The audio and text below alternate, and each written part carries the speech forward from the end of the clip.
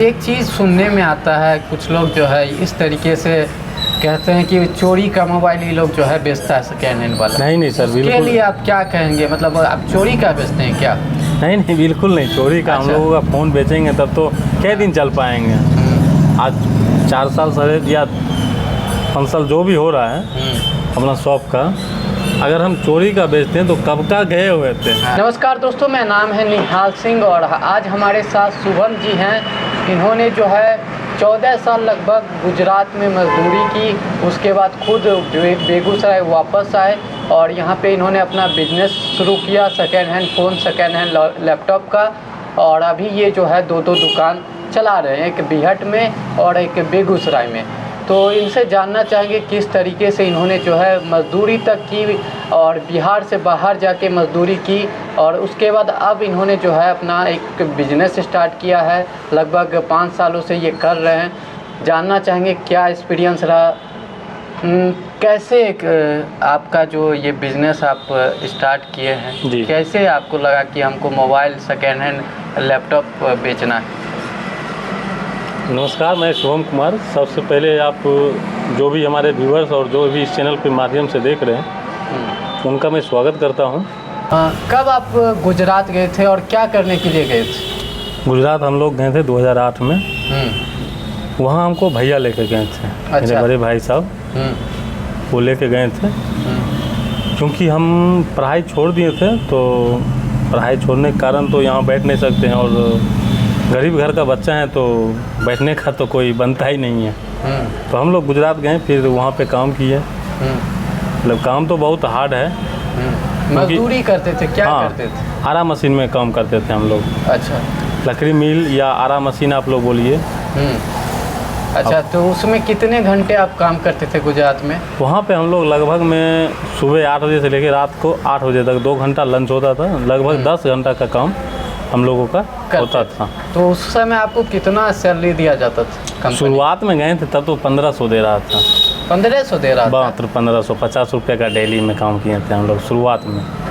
ये मतलब समझ नहीं आ रहा, 50 रुपया की डेली पे गुजरात में जाके काम किए हम, वो भी बिहार में नहीं। बिहार में तो कई लोग 100 रुपये से स्टार्ट किए, 200 से स्टार्ट किए, लेकिन हम लोग 50 रुपये से स्टार्ट किए थे। 1500 का मैं ये मंथली दे रहा था। अच्छा।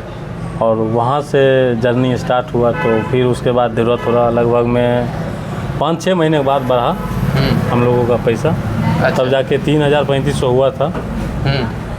तो वापस कब आप गुजरात से लौटे और उस टाइम आपका क्या सैलरी था गुजरात में? जब गुजरात से हम लोग लौटे थे तब कम से कम तो हमारा जो है 22,000 रुपया सैलरी था। कब आप लौटे गुजरात से? 2018 में। ये आपका अगस्त सितंबर मंथ में। तो कितना साल लगभग आप लोग वहाँ पे मजदूरी किए? 14 साल। 14 साल आप दे दिए गुजरात? 14 साल हम लोग दे दिए गुजरात को। अच्छा जी। तो कैसे लगा कि आप अपना बिजनेस चालू करना चाहिए, कैसे दिमाग में आपका आया? वहाँ पे क्या था कि आप जो होता है काम जो होता है वो बहुत मेहनत का काम था।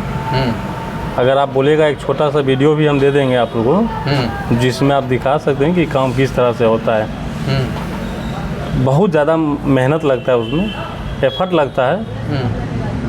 और वहाँ से हम लोग का लगा कि नहीं, ये जो होता है कि 40 साल बाद फिर आप लोग काम कर नहीं सकते उसमें। अच्छा, सेहत के कारण? सेहत आपका ख़राब हो जाएगा। 40 साल होते होते आपका सेहत ख़राब हो जाएगा। उसी कारण जो है हम लोग सोचे कि नहीं, अपना कुछ करेंगे। यहाँ आके यहाँ आए, फिर अपना फिर से छोटा सा एक गाड़ी लिए थे, टेम्पू, वहाँ से उसको चलाएं कुछ दिन। उसके बाद रेलवे में पेटी कॉन्ट्रैक्ट का मिला। पेटी कॉन्ट्रैक्ट में किए तो थोड़ा सा रुपया आया अपने हाथ में। रुपया तो था नहीं वहाँ भी, मतलब 14 साल काम किया तो ये नहीं कि बहुत सारा रुपया बच गया, कुछ नहीं रुपया वहाँ बचता था। अच्छा। काम करके जितना खाना पीना खा के घर में दे के ख़त्म हो जाता था, उनमें कुछ नहीं बचता था। उसके बाद जो है हम लोग यहाँ पे आए तो थोड़ा थोड़ा काम किए। उसके बाद जाके दुकान लिए। 2022 13 तारीख को हम लोगों का दुकान का ओपनिंग हुआ था। कब हुआ था? 13 मार्च को। 13 मार्च 2022 को हम लोगों का दुकान का ओपनिंग हुआ। हम लोग बहुत मतलब सोचे कि क्या चीज़ का खोलना है, नहीं खोलना है। लगभग में 6-7 महीना से सोचते सोचते लगा कि नहीं चलो हम लोगों का एक दोस्त था गुजरात में, वो भी सेकेंड हैंड फ़ोन का ही काम करते थे। तो उन्हीं से हम लोगों का बात हुआ। और एक मेरा यहाँ भी दोस्त है जो कि अपने साथ में अभी रहता है, बीएड वाले ब्रांच पे रहता है। तो वो हम दोनों का मतलब रहा कि दिमाग में कि वो एक बार बताया कि एक बार शुभम भैया आप सेकेंड हैंड में देखिए कि हो सकता है क्या। तो हम लोग सोचे कि सेकेंड हैंड में तो है, अपना जान पहचान का भी है, तो हम बात करते हैं। तो वो बोला था कि माल जो है एक वहाँ से कलकत्ता से बात करते हैं या फिर बात करते हैं, जैसे अगर होगा तो बात किए तो बोला कि हाँ ठीक है दिलवा देंगे हम लोग माल, कोई दिक्कत नहीं होगा। लेकिन बात तो की है, लेकिन दोबारा कलकत्ता जाने का और नहीं माल लेने का हुआ। माल हम लोग दूसरी जगह से लिए। उसके बाद सबसे फर्स्ट बार में 11 फ़ोन से हम लोग स्टार्ट किए थे। 11 मोबाइल सेकेंड? मात्र 11 फ़ोन से स्टार्ट किए थे हम लोग। और वहाँ से हम लोगों का धीरे धीरे उसके बाद जो है हम लोग धीरे धीरे रिपेयरिंग का भी काम करते हैं अभी अपना शॉप पे। और अभी जो है लैपटॉप और फ़ोन दोनों सेकेंड हैंड हमारे अपने शॉप में मिल जाता है। अच्छा, लैपटॉप और फ़ोन, लैपटॉप कैसे आ गया? फ़ोन तो आपका था कि चलो भैया सेकेंड हैंड फ़ोन लेंगे, और किस तरीके से लगातार फ़ोन का ग्राफ ऊपर ही जा रहा था, लगातार लोग जो है मोबाइल ले रहे थे, लेकिन लैपटॉप का कैसे दिमाग में आया? लैपटॉप का आया कि कस्टमर जो का डिमांड था कि भैया आप लोग सेकेंड हैंड बेचते हैं, सेकेंड हैंड लैपटॉप हम लोगों को लेने जाना पड़ता है दिल्ली या पटना। तो हम लोग वो लोग बोलते हम लोगों का भी माथा लाया कि चलो एक बार बात करते हैं। तो 1-2 बार दिल्ली गए हम लोग, पहले देखें कि हाँ ठीक है नहीं है कैसा है, क्योंकि हमको तो कुछ जानकारी था नहीं। उसके बाद हम लोग 2-4 पीस लाए थे एक बार, तो उसमें तो कुछ ख़राब भी निकल गया। उसके बाद उस लैपटॉप को ऐसे भी अभी तक रखा है, कोई ख़राब निकल गया तो एक पीस निकल गया, कोई दिक्कत नहीं।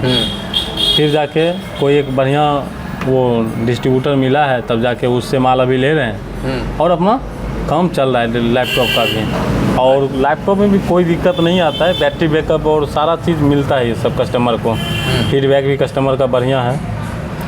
एक चीज़ सुनने में आता है, कुछ लोग जो है इस तरीके से कहते हैं कि चोरी का मोबाइल ही लोग जो है बेचता है सेकेंड हैंड वाला। नहीं सर, बिल्कुल। इसके लिए आप क्या कहेंगे? मतलब आप चोरी का बेचते हैं क्या? नहीं बिल्कुल नहीं, चोरी का। हम लोगों का फ़ोन बेचेंगे तब तो क्या दिन चल पाएंगे।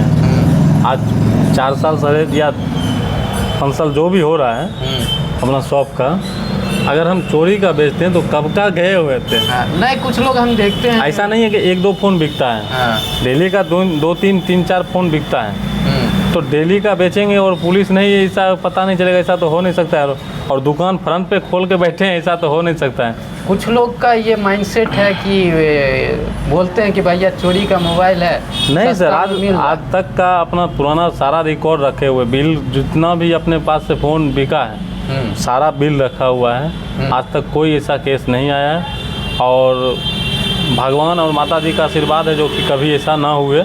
और हम लोग जो भी फ़ोन लेते हैं कस्टमर से भी लेंगे, बिना बिल का नहीं लेते हैं। और जो भी कंपनी से आता है, फ़ोन आता कहाँ है वो बताते हैं आप लोगों को। फ्लिपकार्ट का जो एक्सचेंज करते हैं ना फ़ोन, रिफर्बिश उसको किया जाता है जी, तो वहीं से हम लोगों का फ़ोन आता है। पूरा GST बिल आता है, कोई दिक्कत नहीं। फ़ोन का हमारा GST बिल है, GST नंबर है हमारा शॉप का, NMB इंटरप्राइजेस का।